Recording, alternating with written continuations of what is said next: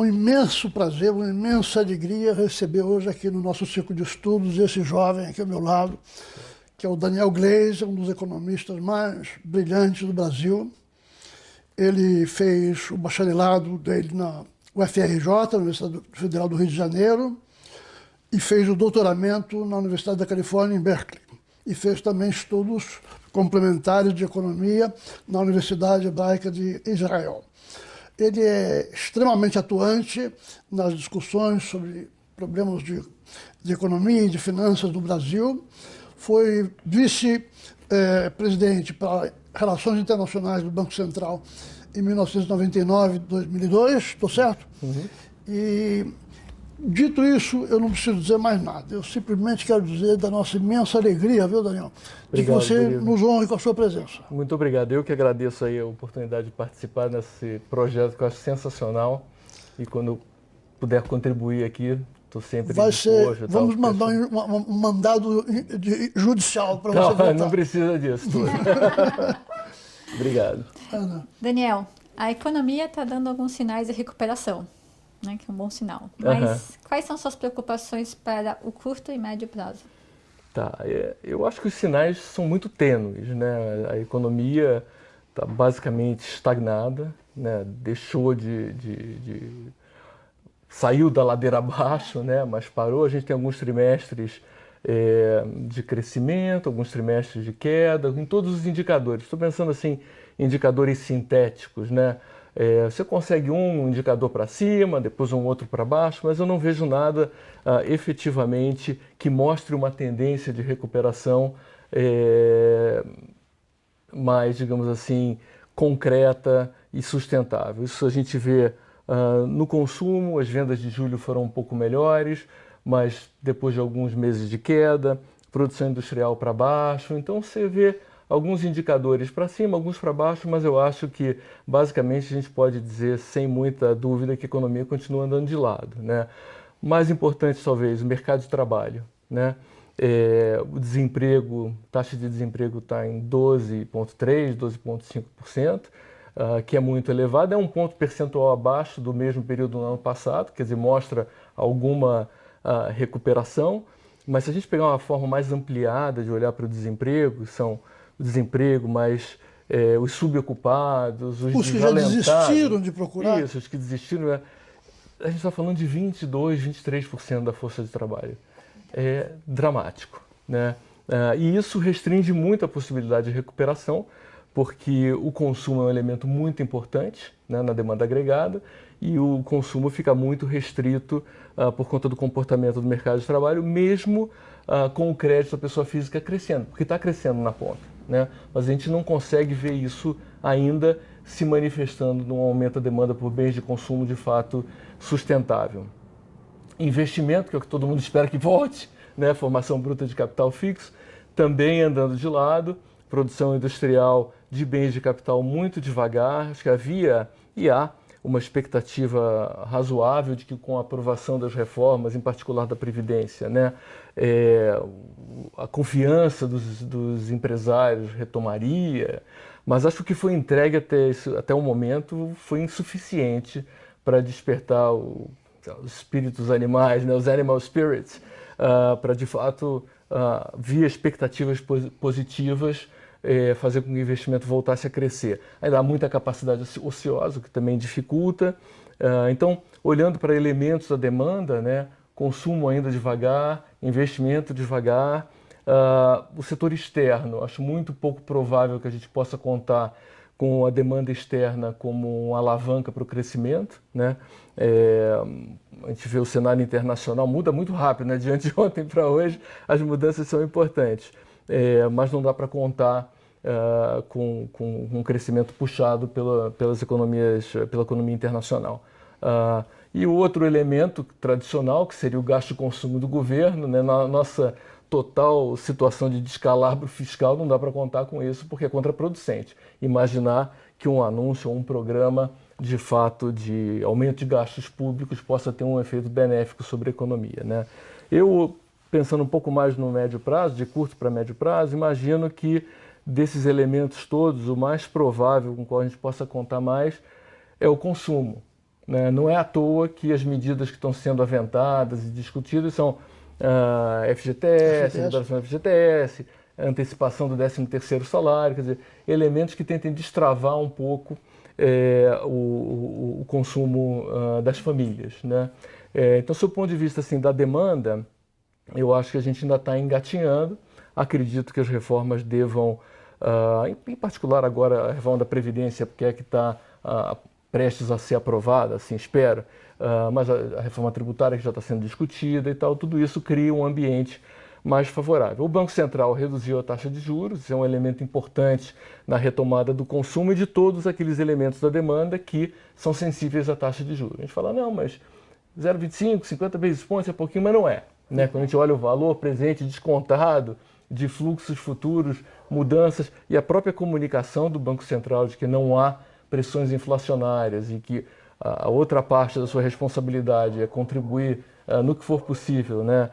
Sem detrimento do controle da inflação para a retomada da economia, tem um impacto importante. E não se manifesta imediatamente, mas muda as condições nas quais todos os agentes econômicos operam e tomam suas decisões, né?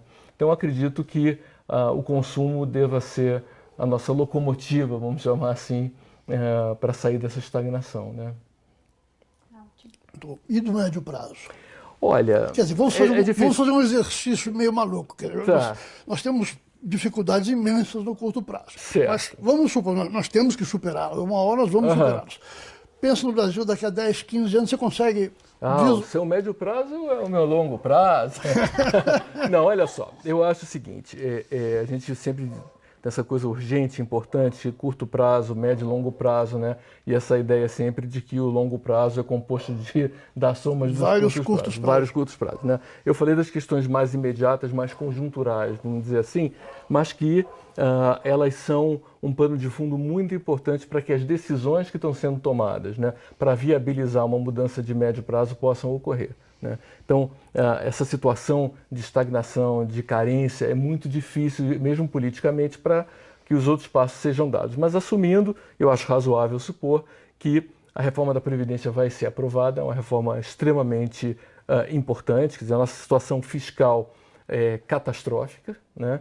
E a gente sabe que os gastos com a Previdência são um elemento extremamente importante, além das questões de justiça que a reforma da Previdência traz ao diminuir privilégios, apesar de alguns terem sido mantidos, mas enfim, eu acho importante.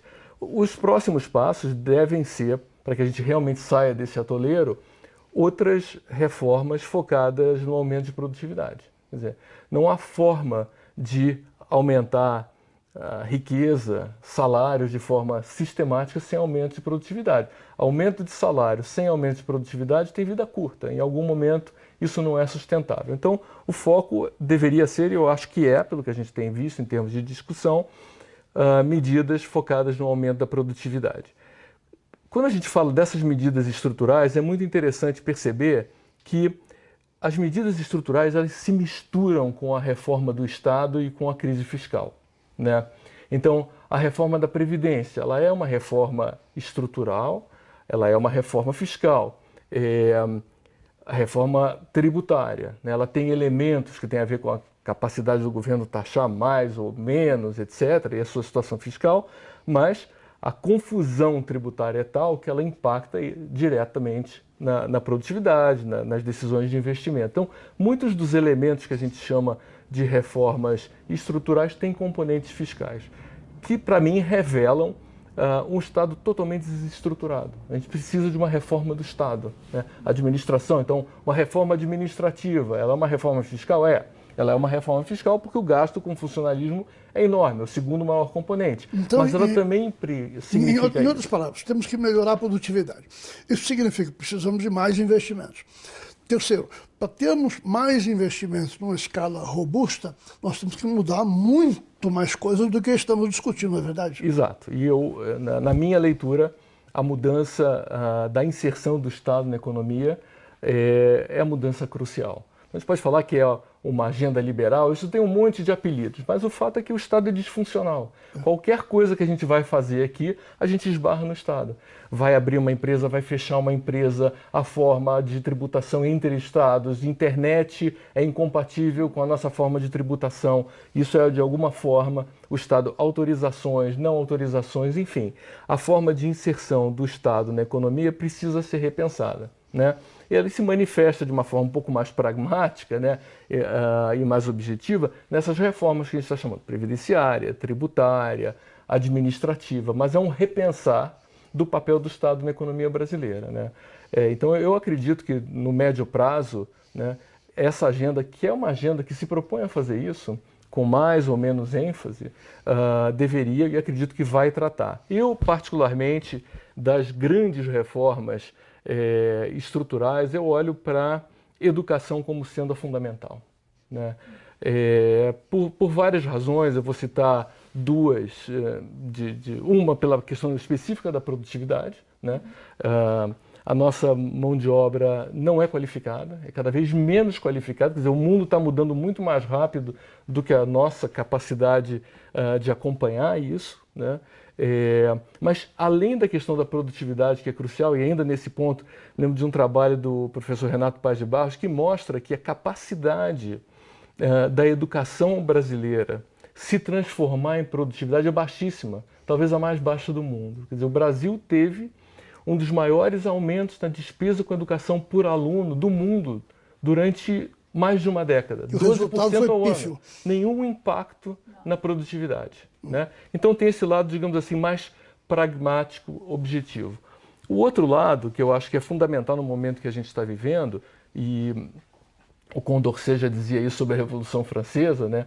Sem educação não há democracia que se sustente, efetiva, né? Não há como exercer cidadania sem um mínimo de educação, entender o que está em jogo, quais são as escolhas que estão sendo feitas, né?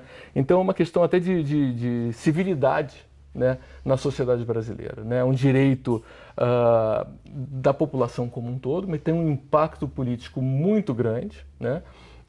E aumenta tremendamente a possibilidade dos indivíduos criarem oportunidades para si, né? Então acho que, sob o ponto de vista assim, específico do aumento da produtividade, eu acho que a educação é crucial, né? E sob o ponto de vista da real participação da população de forma consciente no nosso processo político, eu acho que a educação é fundamental.